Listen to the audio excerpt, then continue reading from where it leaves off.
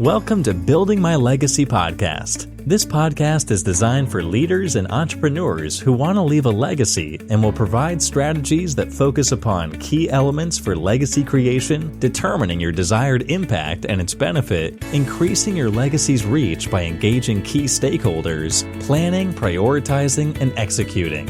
Here's your host, Dr. Lois Sonstegard. Welcome, everybody, to today's Building My Legacy podcast. I have with me today Corey Berrier. He is a sales coach. He has a company called The Sales CEO, and he works with organizations to really build and develop their sales teams and sales efforts. So, Corey, sales is a big thing. If you're in a company, you've got to build sales. If you're an individual selling your various wares online, you've got to do sales. If you're a leader that's moving on to building legacy, that's going to be sales.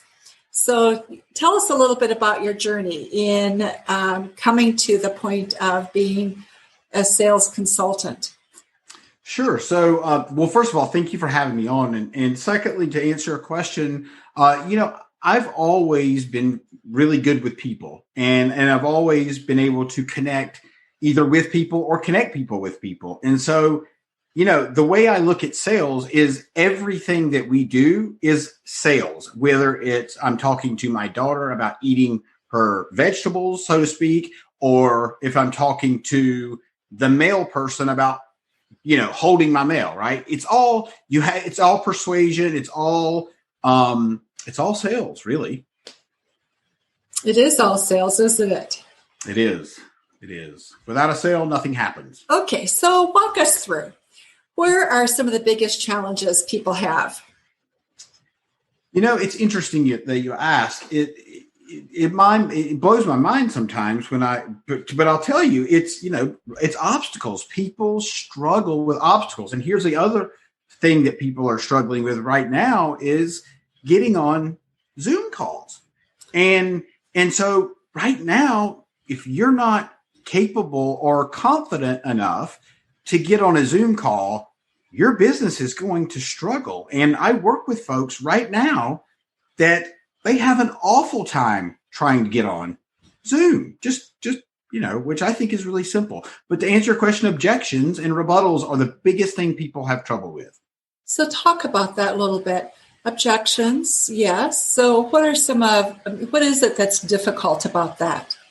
So people, lots of times people, if they say, let's just say, let me use a service company that I work with, right? It's a plumbing company. They've got like 18 or 19 guys. And maybe the client will say, hey, just give me your prices. And the plumber or the tech will say, well, I've got to go through a couple of things to tell you in order to give you the price. Well, just give me the price. And so so what happens is the tech just hands over the price. And the problem with that is you haven't built the value in order to give them the price, one. And two, if they're selling, let's just say a hot water heater, and I'm just using that as a general example, and maybe they range between $200 and $3,000. Well, if I haven't asked you the right questions, I don't know what hot water heater you need. Maybe you've got 7 people in your house and the hot water runs out after the second person. That means you need a bigger water heater, right? And so if I don't ask good questions, I can't really serve you the way I need to serve you that's going to be beneficial for you. Right. And it's you that I'm worried about, not me. And so I think lots of times people don't know how to overcome those objections. And really, they need to ask better questions, and they need to ask better questions in a sense that they need to build the value. I mean, they need to build the value. And I don't think people understand that. So how do you know how to ask the right questions? Sure. So, this is like building rapport, right? If I walk into your office and I see that you're a Carolina Panthers fan, right? I'm going to say, "Oh, you're a Panthers fan." And I'll build that commonality between the two of us. Or I can read your energy. right? If I walk in and you're slumped over, right, and your shoulders are down and you look like you're miserable, and I come in with a ton of energy, I'm probably going to turn that prospect off, right? Because they can't relate to me being super energetic because that's not their personality type. So if you don't know how to read someone's body language, how to read their tonality, it's really hard to connect with people. And that's really where I think a lot of people fail. Just in reading people. Absolutely. So how does reading people give you the ability to ask the right questions? Sure. So it's all about building rapport is know, like, and trust. So if you're my potential client, you need to know, like, and trust me in order to make a good, educated decision. And the way that happens is I ask questions about you, and I don't talk all the time. And I think a lot of salespeople talk more than the prospect, and that's not. The prospect doesn't want to talk about you; they want to talk about them. So, in the process of getting started, where do people? So, I think we talk a lot about asking questions, right? Yes. And we hear that, but people don't do it. I think because they don't know how to do it. And will it get me, if I ask a question and it doesn't register with me in terms of what I understand or think that they need, then sometimes there's that disconnect. How do I make this? Where do I go next, right? So is there a way you can kind of look at that so you can build a momentum so you have a conversation? Yeah, so I think here what I think you're referring to is incongruency. So if there's if I'm saying to you that I'm super excited to see you, but I look like I would rather be somewhere else, the customer or client they read that from you. They can read that you're not really, that you don't believe what you're saying. And so the second part of that is the reason people don't ask is because they're afraid. It's fear-based. It's fear-based, and they're afraid of rejection. So how do you overcome fear of rejection as a salesperson? Because we know, I think when I first started doing sales, I was told you're going to get 8 rejections for every one yes, right? So when I go visit a client, I'd make a list, 8 visits, number 1. And I go in knowing that maybe it would be a rejection, but if it wasn't, how fabulous, right?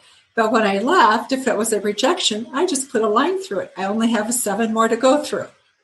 Right? Sure. So the mind game. Bingo. And so here's my question. If you go in thinking this is probably going to be a rejection, but maybe it's a win, I would challenge that and say maybe your mindset's not right? Because you need to go into this thinking this is going to be one of the 2 that I'm going to win, not one of the 8 I'm going to mark through. Does that make sense? Right. Yeah, no, it makes a whole lot of sense. What I was trying to say was that we fear rejection, but part of that pushback is a natural pushback. The question is, how do we deal with that pushback? Because the easiest thing to do is to put your head between your legs and leave and go, oh, you know what? Maybe I'm not so good at this, right? And it has maybe not so much to do with you. Maybe it does. It may also have a lot to do with the process and where the other person is and what they need to walk through. So it's that walking through. How do you ask the questions so you get your client to go on the journey with you so they can make a decision? So great question. Here's a couple of things. So if you say to me, just leave me the pamphlet and I'll call you tomorrow, right? I would say to you, so, usually there's one of two reasons why people don't make a decision. And that could be that, one, you're afraid that maybe you're going to hurt my feelings, or you're afraid to tell me no, right? That could be one of them. And then the second one could be, or should be, maybe you don't have enough information. Maybe I haven't explained it well enough. So, Lois, which one of those is it, right? So you give the customer two options, right? It's either one, you're just being polite and you're not willing to tell me no, and that's okay. Or I haven't provided enough information for you to make a decision. Which one of those would you fit into? And so what that does is it puts you back in the power position, so to speak, because then the customer, they're not expecting that, because right. most salespeople don't have those tools in their toolbox. Right. They don't ask that. Right. And so let's take the second example. They go, wow, I don't have enough information. Where do you go from there? So I would have to, depending on what it was I was talking to them about, I would provide them with more information to help them better make a decision. Or maybe I could ask the question, well, what part is it that you have questions about? And let's just take the hot water heater. Is it the size of it? Is it that I didn't explain, how the functionality, and I'm not much on selling on benefits and features. However, a lot of sales folks do sell on benefits and features. And the reality is, if I'm buying an iPhone, I don't need to know everything on the iPhone. I don't need to know everything that it does, because I don't care what everything it does. I need to know what it's going to do for me. And for anybody listening, if you're in sales, you've got to make sure you're speaking to the client in what they're looking for. That's the biggest thing. Yeah. I don't know if I answered your question. I think I did. So tell me, if you're a salesperson and objections are difficult, you back off from them, what advice would you give? How do you overcome that fear so that you can move on and be really successful? So I'll ask you a question. Why do people go to the gym 5 days a week? Well, I think for a variety of different reasons. Sometimes they go to meet people. Sometimes they go because they think they should. Sometimes they go because their health plan gives them a deduction if they do, and they'll go and read a book for the hour that they're supposed to be exercising, and then they go home. And sometimes they do it because they want to be physically fit and healthy, and some do it for weight loss. So that's a lot of reasons. That is a lot of reasons. So most people go to the gym to build muscle, right? To gain more muscle fibers, and they build more muscle by repetition. And so with salespeople, it's the exact same thing. If you're having problems with overcoming objections, you need to practice overcoming objections. And whether that's in the mirror or whether that's with your spouse or a friend, either way, you have to keep going. And it's just like with video. For me, that's how I learned how to be so great on video, is because I did it over and over and over until I got comfortable. And so sales is exactly the same way. You've got to practice those objections and practice what you're going to say when the customer says, I need to talk to my wife, right? You need to have an answer for that. You need to have an objection, because guess what? That's going to happen a lot in sales. So if you want to be an overnight sales success, formula for that? Do you have a formula for that? So I think it depends on the person. I believe that most salespeople that are really good they're not necessarily made. Usually it comes with your personality type. If you're here's an example. I've got an introvert that I work with that's got an amazing piece of software he's designed, but he has no idea how to sell it because he's never really had to deal with people a lot because he's behind the computer. So to become an overnight success in sales, I don't know if there's a formula, to be honest with you.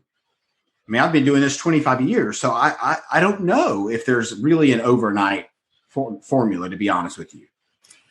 So what for you really allowed you to get past none of us are born as salespeople, although children, you might argue, are some of the best salespeople, right? They don't give up. They persevere until they get what they want.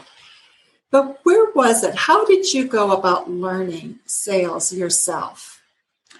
So, well, through various sales jobs. I mean, I've been in sales forever, and I've been in different kinds of sales. So that helps me to be versatile in the sales industry or sales game, whatever you want to call it.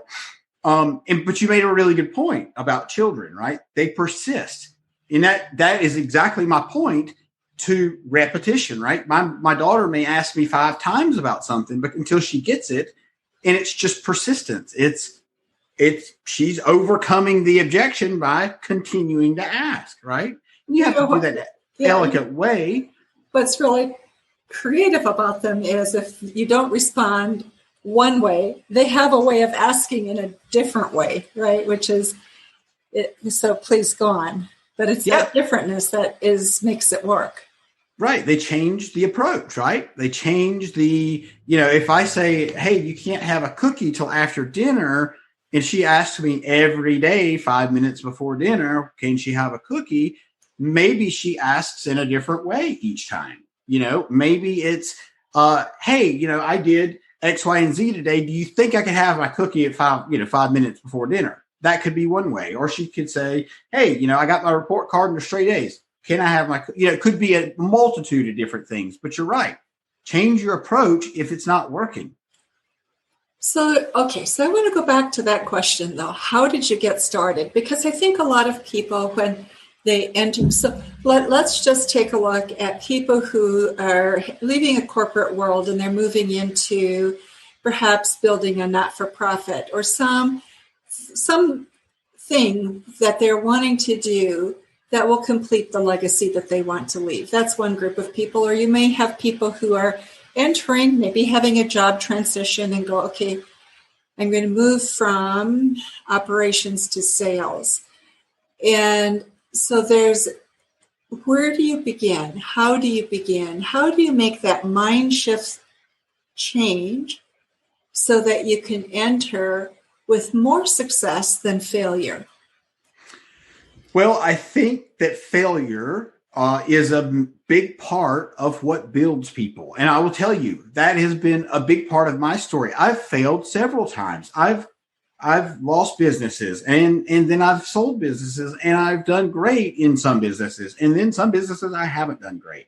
And it's trial and error. But to answer your question, if somebody's moving out of corporate into sales, I believe the best way to get really good at sales, and this is the formula that I would use, the more people you talk to and the more hands that you shake, the more business you're going to do. And that's just, it's a numbers game, right? And I personally I will set up 30-minute Zoom calls with people that I don't know. And so I can learn about them, not to pitch them on sales, but so I can let them talk about themselves for a half an hour. And 90% of the time, at the end of that call, they're like, by the way, what does it take to work with you? Right? And because I don't mention it, I don't talk about it. And so that's super important to be mindful of. Think about how you would want to be treated if you were being sold to, right? And put yourself in your customer's shoes. That's the biggest thing that I would say that people need to learn is, it's not about you, it's about the customer, and it's about what they want, not about what you want. And that's a hard one to get to, right? Because you look at the sales that you need to make personally to stay afloat or to grow, and then you become focused on the numbers instead of really solving a problem for somebody else. You're solving your own problem, not the other's problem. You're right. You're right. And I will tell you, you're most likely going to hit a brick wall if you go about it that way. And it comes back down to, why are you doing it? Are you getting into sales for the money, or are you getting into sales to help people? There's a big difference there. If you get into sales to help people because you believe in what you're selling, and I don't sell anything that I don't believe in, nor have I ever. And so, you have to figure out the reason why you're doing it, because if you go into it just for the money, people are going to see that and they're going to think you're the quote unquote car salesman. And you don't want to come across that way because it has a bad stigma to it. I think it's old. And yet it's interesting how much, especially online, is the old salesman mentality, the used car salesman mentality. And you get a lot of pushback if you try it. Well, think about it. How many times do you get people to say, oh, I want to, I'm a Bitcoin, whatever, Forex, whatever. And that's their first thing that they say to you. Yeah. How many times do you delete it? Every single time, because they don't care about you. They don't even know you. They're just seeing your blind direct message. And quite frankly, I think it's insulting. So if you want to be a champion salesperson, what is your number one recommendation to somebody? You've got some experience, you know what you're doing, and you just really want to knock it out of the park. The biggest tip that I can give you is build rapport with your client or customer. Learn about them. Learn what they like. Listen. And when I say listen, it may sound like, but actively listen. And here's the difference, right? If I'm actively listening, then that means I'm listening to everything that you're saying without thinking what I'm going to say next. Because if I'm thinking about what I'm going to say next, I'm not really listening to you. That is so true, isn't it? And I think when we're insecure or we are afraid of quotas or so-called failure, that I'm not going to meet the targets that I'm expected to, we tend to run scripts in our mind as to how we can sell rather than how we can be compelling to the other individual. So I think it's so true. Some of the biggest mistakes you've seen people make. I think I would say the biggest mistake salespeople make is they don't qualify who they're talking to. And what I mean by that is they don't ask. It goes back to asking really good questions, and it still circles back to being interested in your client, not interesting. Right? You don't want to be interesting. You want to be interested, because your client wants you to be interested in them, not interesting, right? And so I think a lot of people fail when they at that point. I really do believe that is the chokehold in fear. And it comes down, and it all dwindles down to, I don't know if I can make this sale with you because I'm not confident. Right. And I've dealt with that. And salespeople still, I've been doing sales forever, and I still deal with fear from time to time, for sure. If you've got a massive deal on the line, I think it's only natural to think this is going to suck if it falls through, Yeah. That is so true. We create our own little pressure box, and then hope that the world will respond or not notice, perhaps. And when we're not confident, everybody knows. Yes. Goes back to the incongruency, right? 1,000% it does. So, Corey, we are almost at the end of our podcast. And so things we've missed, things that you think the audience should know about, what might that be? I would say, some of the most important things that we've talked about, and I don't know that we've missed anything right off the top of my head, but you need to learn how to build rapport. And again, let me go back through that. In building rapport, this is actually something I did miss. Let me break building rapport down for you really quick. So when you're building rapport, there's 3 parts to that, okay? There's body language, which means how you're standing, if you're moving your hands, your facial expressions. That's 55% of how people communicate. Here, the second part of that is tonality. That's 38%, I believe it is 37 or 38% of how people communicate. So if you do the math there, that's like 93% of communication.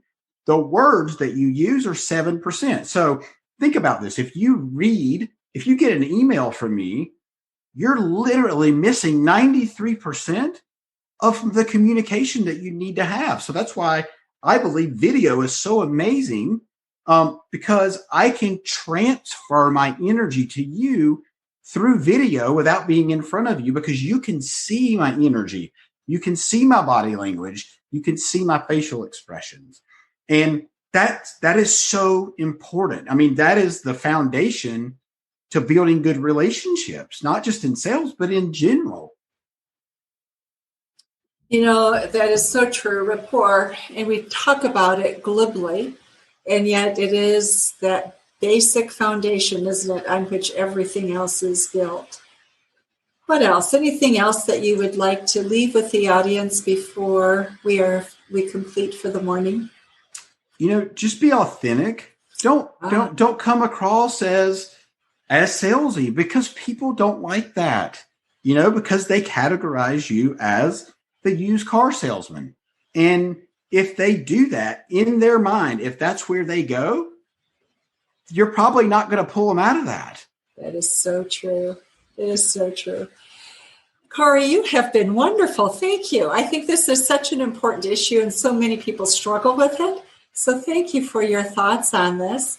And for those of you who are listening to Building My Legacy podcast, we will have information about Corey in the show notes, so you can get in contact with him if you would like to do so. And if you need some additional help getting in contact, just let us know, and we'll be glad to do that for you.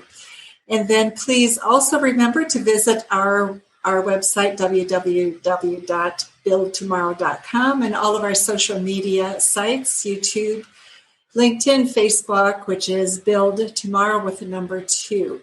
So thank you so much, Corey, for being with us, and thank you for listening to Building My Legacy podcast. It was my pleasure. Thank you. You've been listening to Building My Legacy podcast with Dr. Lois Sonstegard. To book your appointment with Dr. Sonstegard, visit www.buildtomorrow.com.